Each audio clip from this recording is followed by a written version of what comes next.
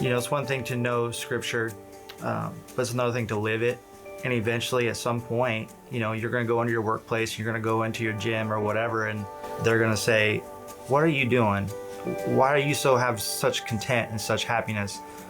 And then you can open the conversation and there's only one answer, and that's Jesus. We can't forget people are lost. We have to keep doing whatever it takes. To get to be part of that is such a joy and a privilege. I just really want us to be able to keep reaching those broken people and providing a place for them to find healing. We're not going to judge you based off of what you look like or what you wear. Know that you're coming here to find God and to have a change in your life. I want that to continue, and I want them to hear the gospel and know that Jesus can be their hero. Make people feel known and loved and valued. I think that's absolutely huge. A group of people that genuinely cares about them, that knows their name, knows something about them, and that we're here to support them, to celebrate the good things, but to be here for them, to lean on when things don't go so well. You're welcomed, and to be comfortable, you don't have to fit a certain shape to be able to come in. You know, everybody is equal. Invite them to church, invite them to your groups, invite them to try something new. You cannot make somebody feel known, valued, or loved unless you make them feel wanted. I just hope that everybody that steps through this door gives it a chance. Plant your seed, let things take root, and then we'll see how you bloom after that. One person at a time, one moment at a time. As long as we keep that focus, I am confident that God will continue to do a great work for this ministry. Not just Third City being home, but Jesus being home and being your safety and being who you run to every single time. Welcome them with open arms and just show them who Jesus is through the Word and through us. God loved us and He gave us Jesus. And He is the only way to heaven. And that needs to be told to all the unbelievers, the next one and the next one after that and the next one after that. Well, hey, what's up, Third City? So good to be with you. If we haven't met, my name is Brenden. I'm a minister here at the church. I want to say a special welcome to those of you joining us online. Glad to have you with us. So I know we have some marksmen in the building.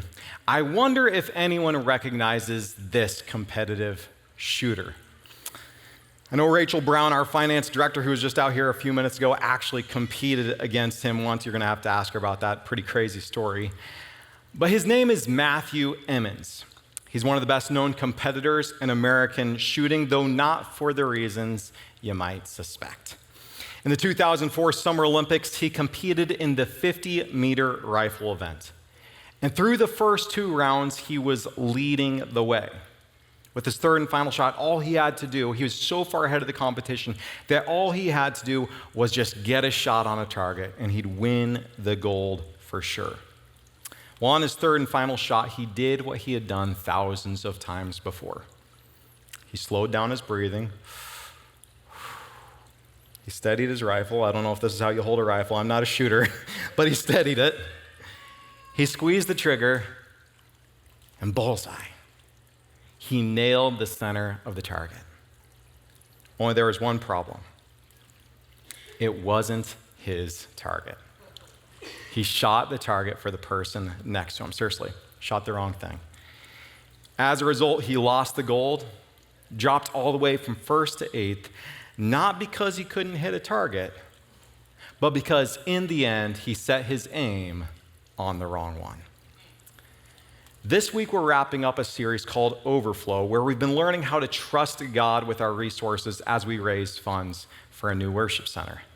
And as Dan and Rachel just shared, we have been nailing our targets. You guys have surpassed our goals. You've surpassed the goals that some experts helped us set for this church, for which we are so grateful. It's been a real privilege to be a part of this process and have a front row seat to such open-handed generosity. But before we wrap up this series, there's still one more thing we have to talk about, which is this. What happens if we hit all of these targets and yet miss the one that still matters the most? What is the right target? The real target, the ultimate goal that we can't miss, if we want to win as a church in the end. To help us think about this, I invite you to turn with me to Philippians chapter 1. We're going to be hanging out there this morning. If you didn't bring a Bible, no big deal. We'll have all the words on the screen. And as you turn there, I want to give you a little background for the letter that we are reading. So Philippians was a letter written by Paul to Jesus followers in the Greek city of Philippi. This was a church that he had planted, a church which funded his ministry as he went about sharing the gospel in new parts of the world. And the letter we are looking at today is his thank you note to this church. It's his way of saying thank you to this church he loved for their generosity, and then urging them on to become the church he always wished they could be. And so picking up in verse 1, we read this. From Paul and Timothy, slaves of King Jesus, to all God's holy ones in King Jesus who are in Philippi, together with the overseers and ministers, grace to you and peace from God our Father and King Jesus the Lord. Very poetic. Then he dives in.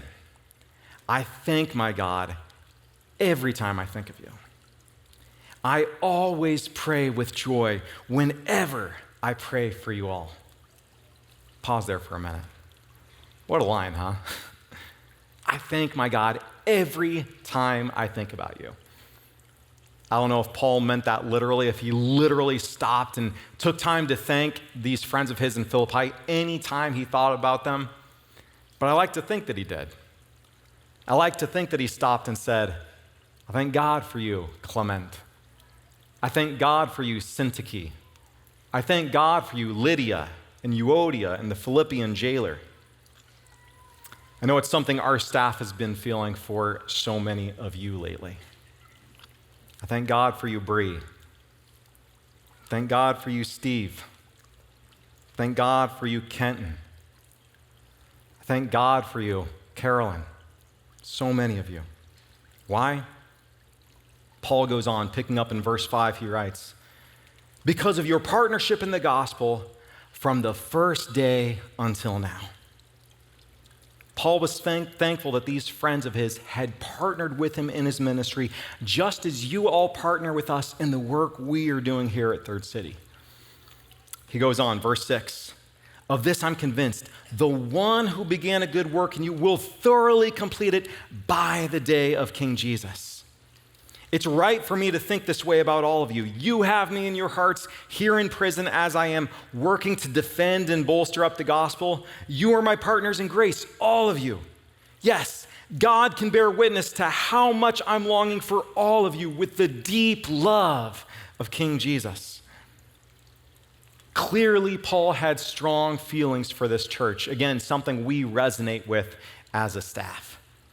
I wish you could have seen Rachel Brown earlier this week tear up as she shared story after story after story after story about how so many of you were so generous, radically generous, and provided to our campaign in ways we didn't think was possible. It's been fun to watch. But then Paul does something curious. When studying Paul's letters, it's often helpful to compare them with other letters written around that time. And much of what we've read already so far in this letter is standard practice. We saw how Paul started by identifying himself, his recipients, and then how he greeted them with the words grace and peace. Well, this is pretty standard for letters back then. Here's a letter written by someone else around this time. It starts like this. From Hermias to his son Gunthus, what a name, right? Gunthus, greetings. Do you see the similarity with Paul's letter? I mean, Paul is more wordy. He's a preacher. He's got a lot of things he wants to say. But he's not really doing anything different. He's following standard protocol for how you would write letters back then. Normally in letters, but then after that, things get interesting. Normally in letters like this, writers would then go on to say a wish or a prayer for their readers. And typically these prayers would be for the health or wealth of the people they are writing to. For example, we see this in the same letter we just looked at. From Hermias to his son Gunthus, greetings. I pray for your health. We see this in another letter written by the same person. From Hermias to his sister, greetings. I wish you all prosperity. This was the norm. This is what was typical. And letter after letter after letter after letter in the Greco-Roman world, people would offer prayers like these for the health and wealth of the people they were writing to. Well, Paul also shares a prayer in his letter to the Philippians, only I want you to notice what he prays for. Picking up in verse 9, he writes, "And this is what I'm praying, that your love may overflow still more and more." Do you see that? Do you notice the difference? When Paul gets to the part of the letter where he's supposed to pray for his friends, he doesn't pray for what's conventional. He doesn't pray for what's expected. He doesn't pray for the health and wealth of the people he's writing to. No, what does he pray? That your love may overflow still more and more. And this is significant because it would have been easy for these people who had funded Paul's ministry to think that Paul could help them get a good return on their gifts, the holy man that he is. You know, if anyone's prayers might be heard from God, it would be Paul's prayers, right? But Paul refused to do that. Instead of praying that their material circumstances would improve, what did he pray? That their love may overflow still more and more. Now, you may have not given to our campaign because of some wish to be healthier or wealthier, although there is a significant stream in American Christianity which says that if you give to this or that campaign or church leader, then you'll become rich. Then you'll get a good return on your gifts. It's sometimes called the prosperity gospel. It's ultimately a manipulative gospel because it tries to coerce God's hand. And it's a false gospel. The Bible never makes promises like these. The Bible never says that if you give, you will necessarily get more in return.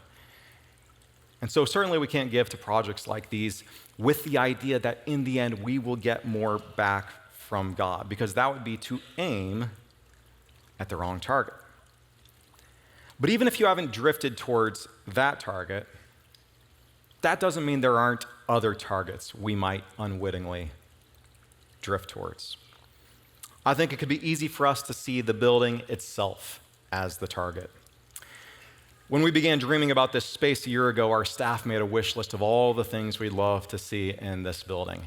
And a lot of these wishes were beautiful with good kingdom intentions. More meeting spaces for groups, a more inviting baptism room, a mother's room that doesn't feel like an afterthought. You know what I wished for? A bookshelf. You think I'm joking? I mean, just look at this right here. This is me. And then this isn't just the books on my desk. I've got boxes and boxes of books all around that little corner cubicle they hid me away in. I even added this to my work list. Check this out. Number 1, organized desk. Number 2, get a bookshelf. I think I need to add clean computer screen to that list as well. Anyway, jokingly, but also not jokingly, I'm hoping that somewhere in this building I can find a place to put some of my books. And my guess is that you have some things that you're excited to see in this new building as well. Maybe for you it's a closer parking spot so you don't get blown away by this Nebraska wind, right? Or maybe it's a place to sit and chat and not feel like you're being rushed out the building with the rest of the herd. Or how about this, a thermostat that doesn't make you feel like you got to bring a jacket when it's 80 degrees outside, right? And these wishes are all well and good, especially when our wishes have good kingdom intentions. But I've also seen it firsthand where buildings become the thing for churches, where the wish for a space becomes about the space itself and what it does for the status of the church, or the church member, or and especially the church leader. It becomes like a badge, a point of pride, to worship at the biggest church in the area, to preach at the biggest church in the area. Now, most wouldn't admit to thinking about it that way, but that's the nature of pride. It's not immediately obvious to those of us who struggle with it, and I put myself in there with that group. By its very nature, pride is subtle and it's insidious. And that's because Satan would love nothing more than if we unwittingly shifted our attention from the right target to the wrong one. I love how Dan put it in our Overflow gatherings. He said, the building isn't the target. The building is a tool which is meant to help us hit our target. And what I want to suggest today is that the target we ought to be aiming at is love overflowing still more and more. And now, why is that? Why should that be the thing that we are aiming at? Let's keep reading. Picking up in verse 10, Paul says this. Then you will be able to tell the difference between good and evil and be sincere and faultless on the day of the Messiah, filled to overflowing with the fruit of right living, fruit that comes through King Jesus. The reason why love overflowing should be our target is because there is something about love that when we let it flow out of us, it necessarily shapes us and makes us into the people God wants us to be. That's essentially what Paul is saying here. He's saying that when we become conduits of God's love, when we allow God's love to overflow and bubble out of us, it does something to us. It doesn't just have an effect on other people. No, it does something to us as well. I think of it like these two great bodies of water in Israel and Palestine.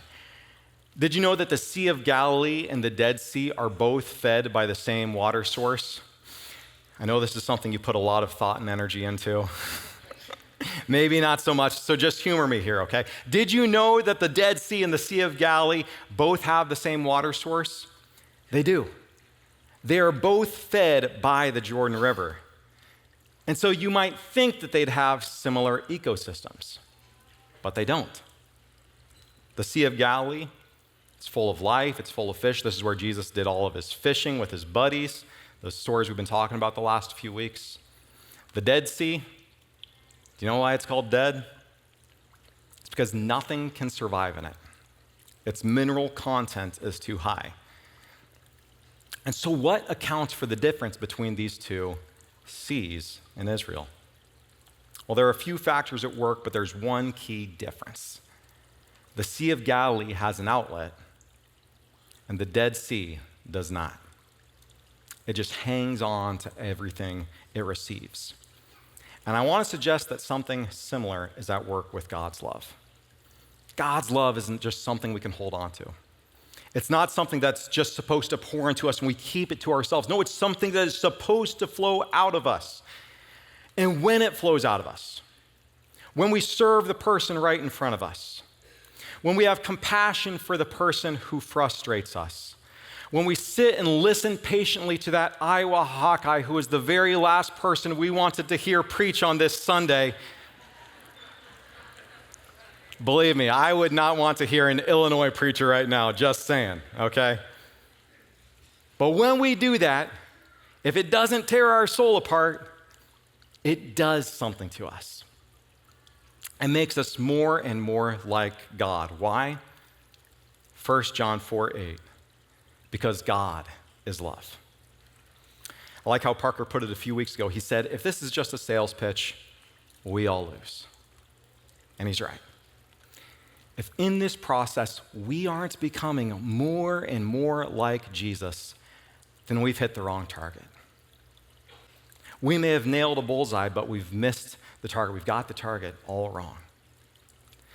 But when we nail the right target, when we actually do the thing that God has called us to do, when we become more and more like God as we let God's love flow out of us, I want you to notice what happens. Paul concludes in Philippians 1:11, this is all to God's glory and praise.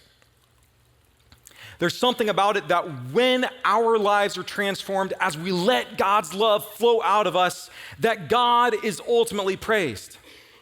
In fact, I want to say that when this happens, God is most praised. We tend to think of worship as something we do with our lips. These songs that we sing, we tend to think of these things as worship, and they are worship. But worship ultimately involves so much more than that. As Paul says in Romans 12:1, therefore, I urge you, brothers and sisters, in view of God's mercy, to offer your bodies as a living sacrifice, holy and pleasing to God. This is your true and proper worship. Our true and proper worship, the best worship we can give to God, is our whole lives, devoted to Him, transformed by Him, becoming more and more like Him as we let God's love flow out of us still more and more.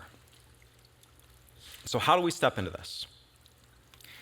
What does it look like for us to overflow in love? Or maybe better, who are we called to overflow towards in love? Well, if we look at that theme verse we've been using all series, 1 Thessalonians 3:12, where Paul makes a similar prayer for a different church, notice what he says. May the Lord make your love increase and overflow for each other and for everyone else. That word translated there as everyone else. In Greek, it's a word that simply means all. And so what Paul is saying here is that there is no limit to whom we should love. If the question is, who are we called to love? Paul's answer is simple. It's everyone. All people. Reminds me of the series we did at an old church of mine in the run-up to the 2016 election. We did this thing where we gave everyone in our church these campaign signs like what you'd put in your yards, only instead of saying Clinton or Trump on them, they simply said, love everyone always. And this was beautiful, partly because it gave us a chance to see who in our community actually attended our church. We drive down the roads and see people that we had no idea attended, which was really fun to see. But I also loved it because in the midst of one of the most divisive elections of our time, our church sought to model a different way. And that's not to say that we didn't engage in the public sphere or shouldn't be involved in the public sphere. The statement, Jesus is King, the gospel in a nutshell, if you were to reduce the gospel to 3 words, Jesus is King, well, that's an inherently political statement. And so Christians must engage in the public sphere. But this is just our way of saying that when we engage in the public sphere, the way we engage must look different. Instead of sowing division, we sought to promote reconciliation. Instead of burning bridges, we sought to build them. Instead of seeing opponents to defeat, we did our best to only see children of God who are worthy of love. We made it our target to love everyone always. And that's our call at Third City as well. Of course, loving everyone always sounds big and theoretical. Let's make this personal. First week of the series, Dan challenged us to love everyone by learning to love everyone. He challenged us to develop eyes to see and a heart to care for the individuals in our lives who need to hear this good news about King Jesus. Well, a couple days after that sermon, Dan led our staff through an exercise. And this, to me, was one of Dan's best leadership moments, and he's had a lot of them. Don't tell Dan this, don't want him to know this, but there's no one I would rather work for than Dan, and I've worked for some good ones. I've worked for my father-in-law. Might have some cleanup to do at our next family dinner. Anyway, Dan was vulnerable with us. He shared about how that week at small group, everyone went around answering the question, who is your one? And when it came around to Dan, he didn't have an answer. He didn't know what to say, even though he's the one who asked that question in his sermon. He shared this with our staff. But after having a day to reflect, he knew who his one was. And later that day, after he told our staff this, he actually went out and had a conversation with his one and messaged us back, telling us about everything they talked about. It was Dan modeling the way ahead for us. Well, this was inspiring and all, but then Dan turned the question around on us. He asked us to identify our ones. And if I'm being honest with you, I didn't really know who my one was either.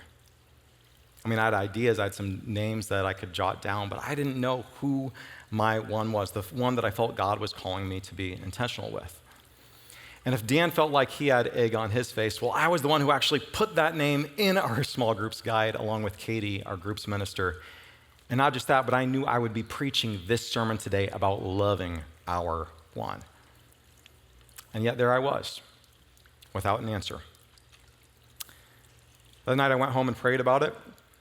It's interesting how when you do things like that, God starts bringing people to mind. And all of a sudden it became pretty clear to me who my one should be.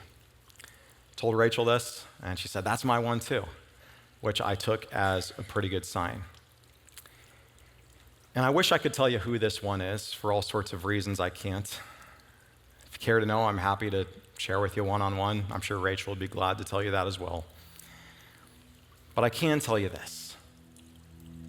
For me, loving this one is scary because it means that if this person really does have a life-changing encounter with Jesus, if this person really does find the healing and the restoration and the abundant life that Jesus alone can offer, then my story for my life might not look like the story that I would write.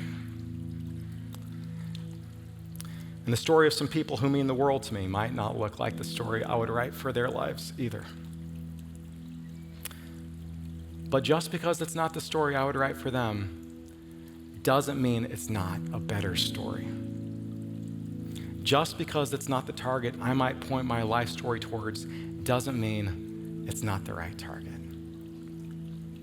And I know that if I'm willing to do this, if I really will do this, love this person to overflow, no matter the outcome, no matter how things shake out, I'll be better because of it. I'll become more like Jesus. And I want to be like Jesus. And so I've written down their name. I'm giving it up to God. And I'm committing myself to loving this one to overflow. Who's your one? Who's the one God is calling you to be intentional with? Today, I want to invite you to participate in that same exercise Dan led our staff through a few weeks ago. Here at the front of the worship center, you can see all these tables. They've got pens and dissolvable paper on them. Those of you joining us in the plaza, you have a table up in front of your space as well where you can do this. In a moment when the song starts, I invite you to go to one of these tables and to write down the name of your one on one of these little slips of paper. If you don't know who your one is, that's okay. There's no rush. We got a couple songs we're going to be singing. Pray about it. Just ask God, who is the person that I really should be investing in? We're going to have a few songs. When you're done with it, I invite you to, again, come drop the paper up here just as a way to commit. It's a way of saying, I'm committed to loving this person to overflow and praying that one day they might find themselves as a part of this church community.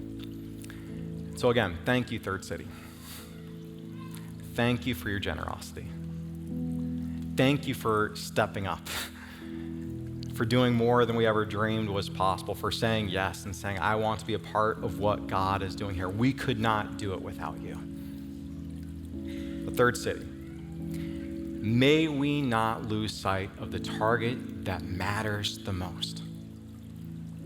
May we not miss out on the thing that God is really calling us towards, the real reason why we are doing any of this. And so who is your one? Who's the one that God is calling you to love, to overflow? What a cool moment. So I wish you could see all these.